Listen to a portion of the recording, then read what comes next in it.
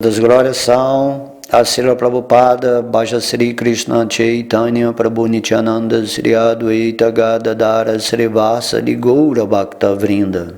Hare Krishna, Krishna Krishna, Hare Hare, Hare Rama, Rama Rama, Hare Hare. Om Namo Bhagavate Vasudevaya. Vasudevaya. Haribô, todas as glórias aos devotos reunidos. Na aula de hoje falaremos o capítulo 31 do canto 10 do Srimad Bhagavatam, intitulado Os Cantos de Separação das Gopis. Então, fazendo um resumo a esse capítulo, ele narra como as gopis, oprimidas por sentimentos de separação de Krishna, sentaram-se na margem do Jamuna e começaram a orar por sua audiência e a cantar suas glórias. Porque haviam dedicado suas mentes e as próprias vidas a Krishna, as gopis estavam fora de si devido à transcendental dor da separação. Mas seu choro, que parece prova de infelicidade, mostra na realidade seu elevado estado de bem-aventurança transcendental.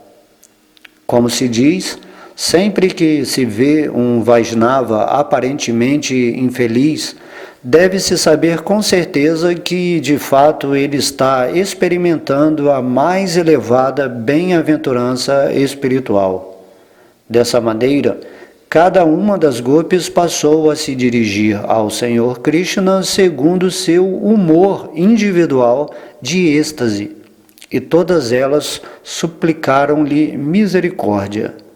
À medida que os passatempos de Krishna despontavam espontaneamente na mente das gopis, elas cantavam suas canções, que aliviam a agonia daqueles que sofrem a dor ardente da separação de Krishna e que concedem a suprema auspiciosidade.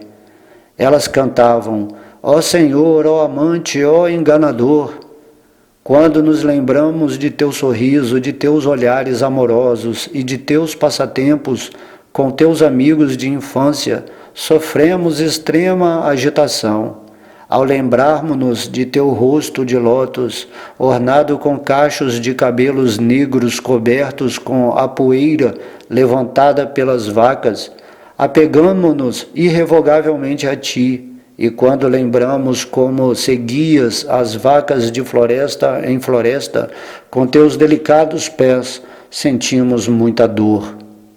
Em sua separação de Krishna, as gopis consideravam que o único momento era tal qual uma era inteira.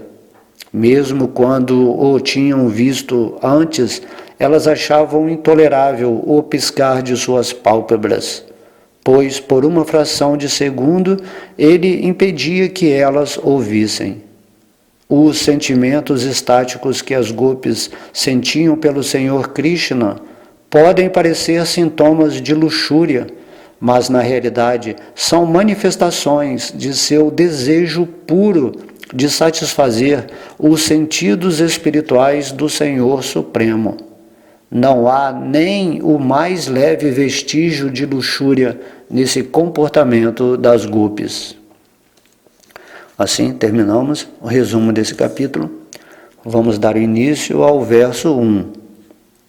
As gopis disseram: ó amado, teu nascimento na terra de Vraja tornou-a por demais gloriosa, e por isso Indira, a deusa da fortuna, sempre reside aqui.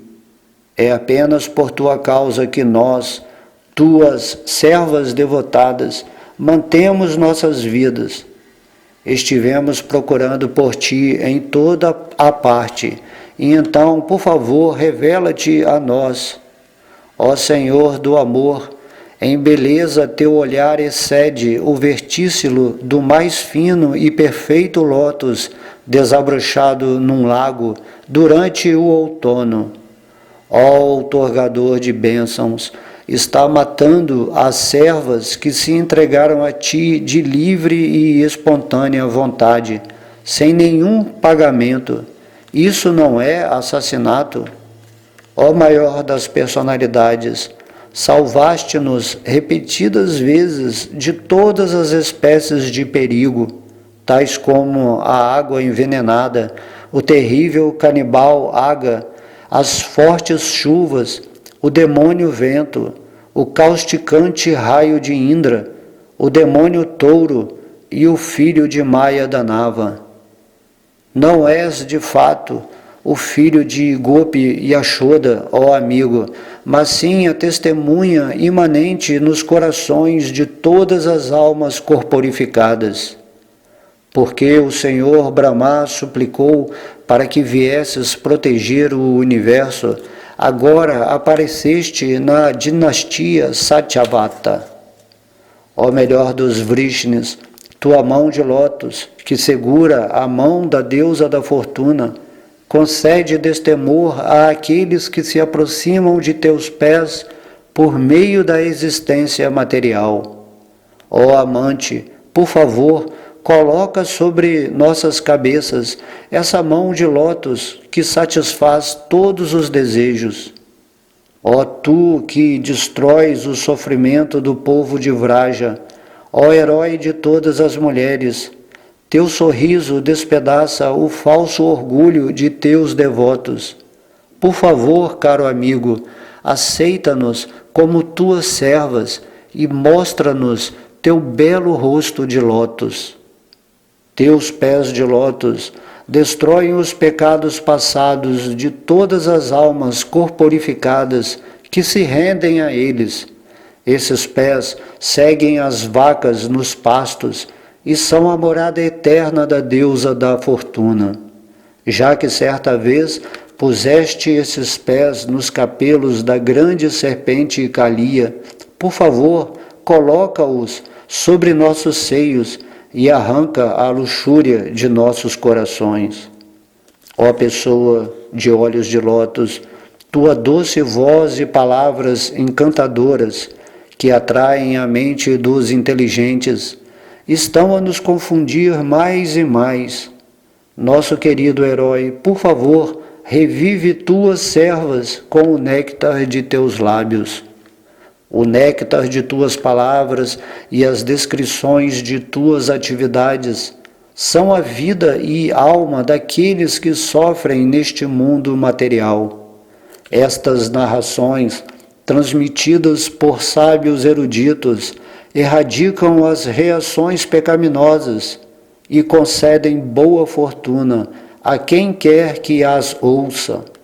Estas narrações difundem-se por todo o mundo e são cheias de poder espiritual. Aqueles que propagam a mensagem de Deus, de certo são as pessoas mais munificentes. Teus sorrisos, teus doces olhares amorosos, os passatempos íntimos e conversas confidenciais que desfrutamos contigo, tudo isso é auspicioso para a meditação e toca-nos os corações.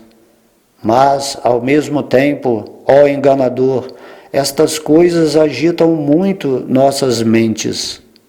Querido Senhor, caro amante, quando deixas a aldeia dos vaqueiros para apacentar as vacas, nossas mentes se perturbam com a ideia de que teus pés, mais belos que um lótus, serão espetados pelas pontiagudas cascas de cereais e pela grama e plantas ásperas. No fim do dia, tu, repetidas vezes, mostra-nos teu rosto de lótus, coberto de cachos de cabelo azul escuro e todo empoeirado. Dessa maneira, ó herói, despertas desejos luxuriosos em nossas mentes. Teus pés de lótus, que são adorados pelo Senhor Brahma, satisfazem os desejos de todos os que se prostram diante deles. Eles são o ornamento da terra e, em tempo de perigo, são o objeto adequado de meditação. Ó destruidor da ansiedade, por favor, coloca esses pés de lótus sobre nossos seios. Ó herói, tenha bondade de distribuir para nós o néctar de teus lábios, que realça o prazer conjugal e subjuga o pesar. Este néctar é todo saboreado por tua flauta ressonante e faz as pessoas esquecerem qualquer outro apego. Quando partes para a floresta durante o dia, uma minúscula fração de segundo torna-se como um milênio para nós, pois não te podemos ver. E até mesmo quando podemos olhar avidamente para teu belo rosto, tão encantador com seu adorno de cabelos cacheados, nossas pálpebras, que foram elaboradas pelo tolo Criador, dificultam esse prazer. Querido Achyuta, sabes muito bem por que viemos até aqui. Quem, senão um enganador como tu, abandonaria mulheres jovens que vieram vê-lo no meio da noite, encantadas pelo som alto de sua flauta? Só para ver-te, rejeitamos por completo nossos maridos, filhos, ancestrais, irmãos e outros parentes. Nossas mentes muitas vezes se confundem ao pensarmos nas conversas íntimas que tivemos contigo em segredo. Sentimos o despertar da luxúria em nossos corações e lembramos teu rosto sorridente, teus olhares amorosos e teu largo peito, o lugar de repouso da deusa da fortuna. Assim, experimentamos o mais severo desejo de estar contigo. Ó amado, teu aparecimento todo auspicioso destrói a aflição daqueles que residem nas florestas de Vraja. Nossas mentes anseiam por tua associação. Por favor, dá-nos só um pouco desse remédio que neutraliza a doença dos corações de teus devotos. Ó bem-amado, teus pés de lótus são tão macios que os colocamos gentilmente sobre nossos seios, temendo que se machuquem. Nossa vida depende inteiramente de ti, por isso nossas mentes enchem-se de preocupação, temendo que os seixos machuquem teus tenros pés enquanto perambulas pelos caminhos da floresta. E assim termina, esse capítulo 31 do canto 10, onde podemos observar que as gopis, nesse sentimento de separação, estão se lamentando, pedindo a Krishna agora que, por favor, apareça de novo, porque nós dependemos somente de ti, que abandonamos tudo. E assim o devoto puro, em seu coração, ele está sempre nesse sentimento de querer ver Krishna o máximo possível. Isso aqui até acontece com as gopis condenando o Senhor Brahma, que cria as pálpebras, que abrem e se fecham, fazendo assim com que as gopis percam um momento de olhar para Krishna quando ele está presente diante delas. E também, quando Krishna não está presente, elas desenvolvem, todas as lembranças em relação a Krishna, e isto é que mantém o devoto, puro, avançado no mundo espiritual. Porque não existe assim, estar sem Krishna. Krishna, ele está sempre, ou você está sempre junto com ele lá no mundo espiritual, e também tem momentos que você vai estar separado. E esse capítulo ele quer mostrar isso, esse humor de estar separado, fazendo essa doçura da manifestação através desses versos, e só de você estar orando a Krishna, pensando, Krishna, venha para cá, porque a alma ela quer sempre estar com Krishna, em Vrindavana, sempre, Também os devotos puros aqui nesse mundo material têm esse humor de Vrindavana. Quando se diz, né, onde está Krishna aqui nesse mundo material, então Krishna diz, eu estou onde estão os meus devotos puros. O devoto puro é por si só uma embaixada de Vrindavana, né? Onde ele é o meio transparente, onde ele revela Krishna para as pessoas. De modo que onde ele vai, é como se fosse Krishna se expressando através dele.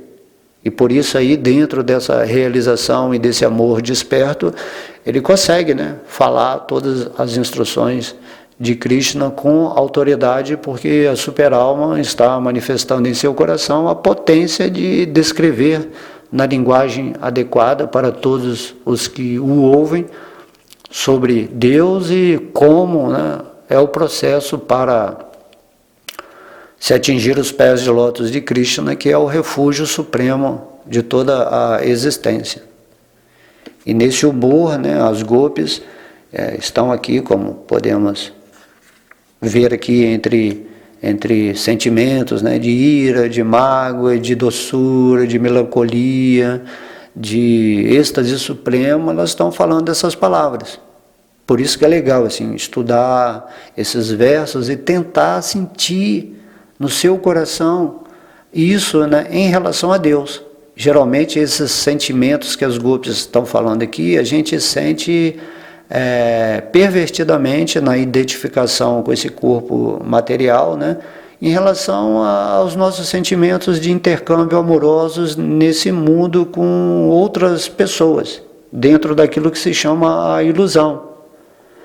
Podemos ver que quando uma mulher ou um homem, né, se separam assim, os dois ficam com esse sentimento lamentoso, né? Não, mas eu queria ver você de novo, eu estou sentindo sua ausência, sua falta. Está entendendo? Tudo isso acontece originalmente lá no mundo espiritual, entre Krishna e Radharani e as gopis, que são expansões potenciais de Srimati Radharani em relação a Krishna.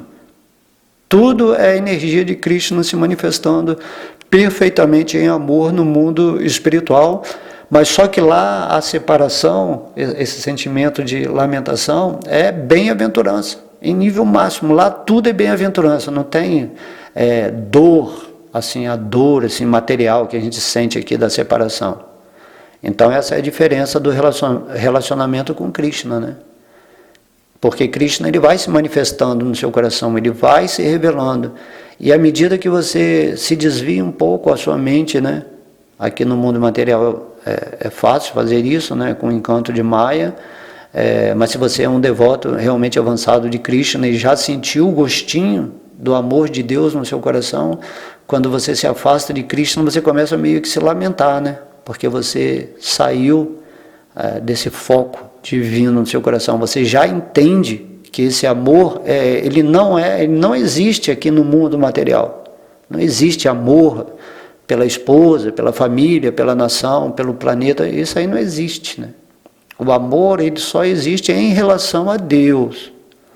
E aí, quando você está amando a Krishna, a Deus sobre todas as coisas, naturalmente você vai amar você mesmo, que é uma parte integrante de Krishna, e aí você vai amar as outras pessoas dentro da sua realização amorosa, vendo que todo mundo é uma parte integrante de Krishna. Então você não vai amar, assim, vamos colocar aqui, o homem não vai amar a mulher porque ela é uma mulher, aquele corpo físico. Ele vai amar aquela mulher compreendendo que aquele corpo contém, né, a centelha espiritual, que é uma parte integrante de Krishna, e que por isso aquela centelha é Krishna manifestada como uma parte de energia no coração da pessoa. Entendeu? Então o devoto puro, ele olha todo mundo como um servo eterno de Krishna. Isso são chamados, né, os Uttamas Adhikaris. Ele não olha o mundo com visão, né, ilusória ou material. Ele vê que tudo é Krishna. Ele vai olhar para você. Por isso que quando o mestre espiritual sai para pregar no mundo, né, ele tem que baixar um pouco o seu nível de consciência. Porque senão ele não consegue pregar. Ele só vai ver que todo mundo é devoto de Krishna e está tudo bem, né? Mas aí tem que se aplicar a filosofia para que as pessoas purifiquem as suas mentes e tenham, né, essa realização de si como almas puras, partes eternas, servas amorosas de Krishna, e que elas entrem em sua verdadeira posição, né? No seu Sanatana Dharma, né? No seu dever ocupacional real, eterno, em relação a Deus. É isso que Krishna vem falar aqui no Bhagavad Gita e no Bhagavata, e esses passatempos que nós estamos lendo agora, né, das Gopis, é algo assim que só pode compreender mesmo quem já está vivenciando esse amor mais purificado por Deus. Porém, ao lermos as Gopis e pelo menos não darmos essa intenção luxuriosa ou sensualista, né, a esses passatempos, isso aí já está de bom tamanho. Quando você entende que é o amor de Krishna se relacionando com suas partes amorosas. Tudo é amor, né? Então não existe, quando você lê esses passatempos, tente entender que não existe amor em relação às coisas materiais. Isso aí é falso ego, é interesse, né? É desejo sexual, é luxúria, é ambição, é controle, é posse, é ciúme. Isso aí são os sentimentos pervertidos daquilo que você pensa ser amor. Até ódio, ira, né? Onde um homem acaba matando uma mulher mata o marido ou o amante, enfim. Há toda essa perversão de sentimentos do falso ego que não tem nada a ver com amor a Deus. Amor a Deus é amor. Esse termo significa o direcionamento da sua energia devocional para Deus. Então Deus é Krishna e Ele está manifestando aqui o próprio humor de Vrindavana. Entende? Então é isso que nós temos que meditar. Temos que nos aprofundar. E quanto mais você lê esses passatempos de amor de Krishna com as Gopis, com seus amigos, né, com seus parentes, com o pai, mãe, com todos os seres de Vrindavana, móveis e inertes, animais, vacas, tudo isso vai fazer nascer no seu coração um entendimento perfeito do amor que você já possui eternamente por Krishna. E daí, nesse mundo material, você para de tentar ser feliz amando outras pessoas ou o mundo, porque você sabe que se você não amar a Deus em primeiro lugar, se não viver no amor de Deus, você não vai poder transparecer o seu amor para as coisas materialistas, né? Da materialidade. Só quando você está vivendo em amor pleno por Deus e compreende que tudo é energia de Krishna, então esse mundo material automaticamente se espiritualiza pelo sentimento de amor que você tem por Deus, de poder contemplá-lo na sua criação, né, material, e aí você entra numa sintonia, numa harmonia onde o seu amor realmente pode se manifestar, onde você aqui vai caminhar nesse sentimento de poder fazer as pessoas se voltarem para Deus e se estabelecerem em serviço devocional, em fazer com que suas vidas sejam cada vez mais aplicadas, né, junto com a mente, em fixar, né, os sentimentos e pensamentos nos pés de lótus do Senhor Krishna, e aí se ocupar nos tópicos relacionados a Deus, que é o Sri Krishna Sankirtana, né, como glorifica o Senhor Chaitanya, e aí você passa a ter uma vida de perfeição. Aí você vai atingir a perfeição, o ideal divino pelo qual você foi criado e colocado nesse mundo material, para que possa, após a morte, né, abandonar esse corpo e voltar para o mundo espiritual. Esse é o objetivo, é a meta humana, né? Não é a meta animal, mas é a meta humana. Se você está numa forma humana, você tem que entender todas essas coisas, e entendendo isso, você naturalmente vai parar de se lamentar nesse mundo, ou ficar apegado a pessoas, ou a situações, ou a lugares que não tem nada a ver com o verdadeiro objetivo da forma humana. Então é uma vantagem, né? Mesmo que você não realize Krishna totalmente, você não vai ficar mais sendo enganado pela ilusão. Essa é a oferta, o convite de Krishna para todos nós, almas que estamos aqui de alguma forma fazendo, né, um sacrifício ou austeridade de estar estudando esses tópicos relacionados a Krishna. ou aprendendo também as suas instruções no Bhagavad Gita, e principalmente a todo aquele que está cantando o santo nome de Krishna, pedindo ardentemente ao Senhor, a Srimati Radharani, que nos conceda, né, o nascimento desse amor mais purificado em nosso coração, para que fiquemos, né, estabelecidos nesse mundo como meios, né, ou instrumentos apropriados para que Krishna possa nos guiar confortavelmente, em segurança, em paz, em estabilidade, para voltarmos para o lar divino, que é o local para onde devemos voltar finalmente ao compreender para que serve essa forma humana de vida, que é maravilhosa nesse sentido, né? Quando entendemos a sua função espiritual nessa vida. Ok? Então espero que vocês tenham gostado desse capítulo. Todas as glórias são a Sri Sri Radha Krishna Gauranitai, todas as glórias são ao Mahamantra Hare Krishna, Srila Prabhupada, todos os devotos reunidos. Haribol.